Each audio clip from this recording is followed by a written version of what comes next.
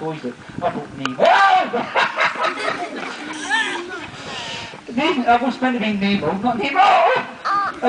Nemo, stop laughing at me. Donald Duck and Piglet, that one hurt. And Piglet. They're all different colours. Stop it, I'm trying to talk. There. Come on, you ain't that, look.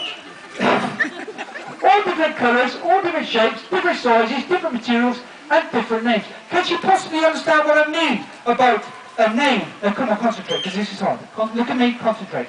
Concentrate. Good girl. Shh. Quiet. Nemo. Donald Duck. And Piglet. Got it? Piglet, Donald Duck, and Nemo. Okay, I'm going to mix them up. No, wait. Get down there. Mix them up. And I want you to go and find Nemo.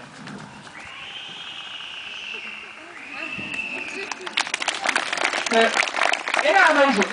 And just a couple of weeks ago, this is literally just a couple of weeks ago, I thought, that's incredible that she actually does that. She gets 1 out of 3. Is it luck though? And a couple of weeks ago, I thought, I wonder just how clever this bird is. Because I said to her, go and find Donald Duck then. Let's see how clever you are.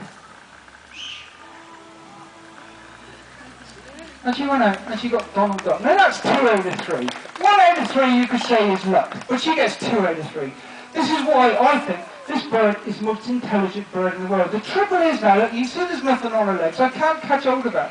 And I've got to get her back to her aviary. So what am I going to do? I've got to let her sit on my shoulder. I've got to grab a great big hand of food.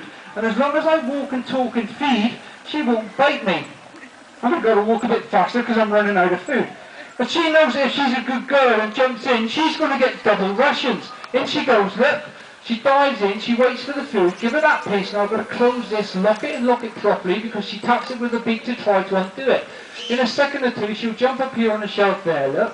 The trouble with intelligent birds like her is they don't forget, and if I don't give her that tidbit there, when I go in to clean out her aviary tomorrow morning, she'll chase me around, bite on my ankles, and I'll tell you what, that bloody hurts. So anyway, next time someone calls you